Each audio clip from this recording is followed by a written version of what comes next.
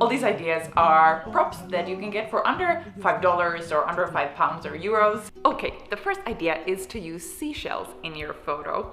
So if you're like me, maybe you've been on a trip somewhere and then you like to collect things that you find on the beach, and you could obviously do some really fun first perspective photos with these, but also just holding them in your hand or just taking a photo of them. They have such a nice shape, and the colors, this kind of neutral palette, and reminds you of the sea. The next idea is to use soap bubbles. I had some fun with soap bubbles. I just picked them up from one of these kind of hobby craft store. I think you could also probably find this in the children's department. And it's just a really fun element to have, although you have to be pretty quick when you take the photo because they do burst very, very suddenly. The third idea is to use some gemstone stickers or just stickers in general. I just picked these up from a craft store. I think they're used for scrapbooking, and people also use them to decorate their phone. But it's perfect because you have that little glue, so I use them as kind of rhinestones to decorate my skin, and you can make like a little pretty pattern, and then that's just the perfect thing. You have something to show in a photo, which is also gives like a purpose, and there's just something nice in decorating yourself with something a little bit out of the ordinary. The next idea is to use ice cream cones. So most supermarkets, you can actually pick up just the ice cream cone without the ice cream and get inspired by some ice cream themed photos and use flowers or then some ice cream that has melted and make a little artwork with that instead. Number 5 is to use some cutout stars. So I've done a bunch of different themes with just cutting out some star shapes out of paper and either using them as a garland, so putting them on a little thread, or also just placing them on the floor, and that makes a really nice backdrop for a photo. Number 6 is leaves and flowers.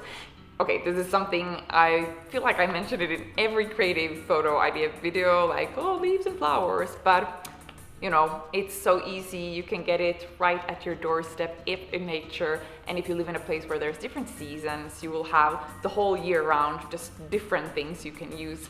The next idea is to use shadows. So pay attention to if there is sunlight creating some interesting shadows around you, and you can use those in a photo. So obviously this is not something you can buy or a prop, but I wanted to include it in this list anyways because I think it's a really good just creative idea, and playing with light is just works so well in a photo. The next one is body paint. So this is again, okay, all of these props are in the children's section.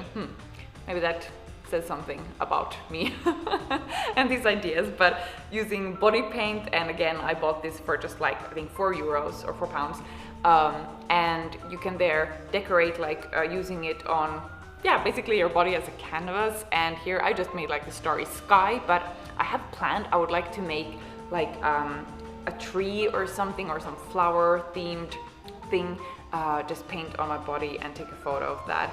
I think that would be really cool. Number 9 is to use old book pages.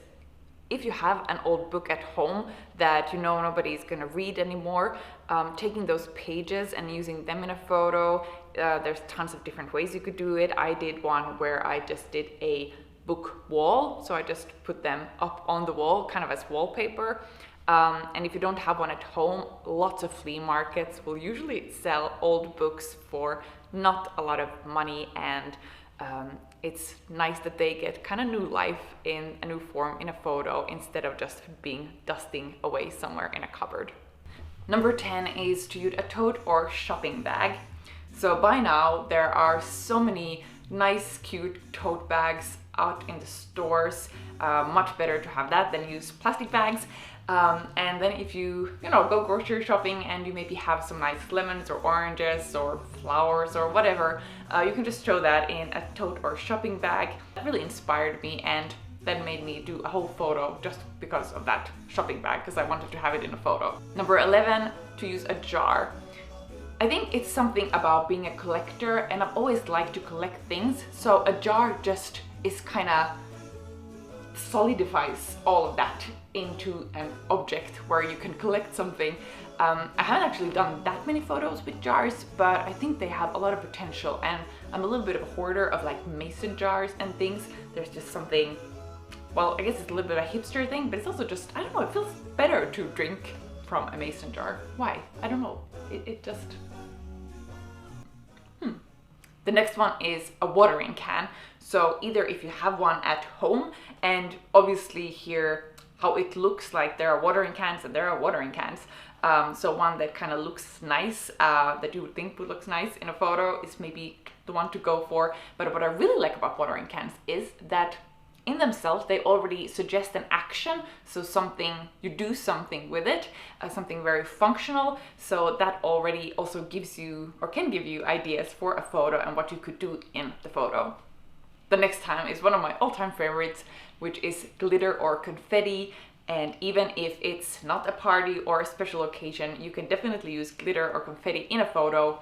Just beware, if you put it in your face or in your hair, you'll probably have it there for at least 2 or 3 weeks. Because glitter, that doesn't come off. No, it's gonna go in every little crack and everywhere and stay there for a long time. Next one is candy. So I am actually trying to eat less candy now because I do feel like I eat a bit too much sugar in general. But that doesn't mean that you can't use it in a photo because it looks very pretty. And yeah, just depending on what kind of candy obviously, but I think going for those that have like a nice color and you can make a little composition with that, and well, then you can eat it afterwards. Number 15 is to use old keys. If you live in a place or if you have some cupboards with some old keys stashed away, use those because they are really, I don't know, they have so much also symbolic meaning and like unlocking some secrets. So yeah, just wanted to mention that one, even though it's maybe not something it's that easy to buy. Although in a flea market or thrift store, you could probably pick up some old keys. Next one is balloons. Again, I know this is not so original, but I just feel like it's such a good go-to if you don't have any ideas. Balloons are just everywhere, and how often do you actually get as an adult an excuse to use or buy balloons? So if you have a photo idea with some balloons, and again you can choose different shapes and sizes and colors. So yeah, I just time and time again I come back to them because I just think they're so fun and playful and just very also easy to carry around if you're going to take a photo outside. The next one is to fold paper, or even you could also just use paper, but I thought more specifically about like origamis and folding paper in a photo. So here, if you don't know how to do it, I mean, I'm definitely no expert, but I just watched some YouTube tutorials on how to do it and then be able to use that in a photo.